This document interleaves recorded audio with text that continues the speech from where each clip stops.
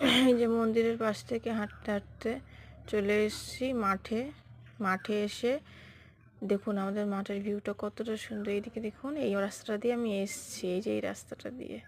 আর দেখুন পুরো কলা বাগানে ভর্তি। দেখুন এই পাশে রজনীগন্ধার জমি, আর এখানে মাঠে চাষ দিচ্ছে। আর ওই যে দূরে দেখুন সাদা সাদা দেখা যাচ্ছে, ওইগুলো বক। আর এই পাশেও কলা বাগান।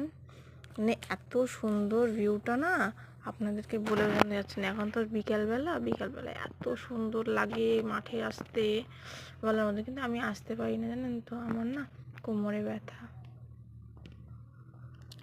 পিঠে ব্যথা মেন, সেজন্য আমি ডাক্তার আমাকে হাঁটতে চলতে বারণ করেছে। তাও সবসময় তো শুয়ে থাকা যায় না, তাই একটু হেঁটে চলে বেড়াই।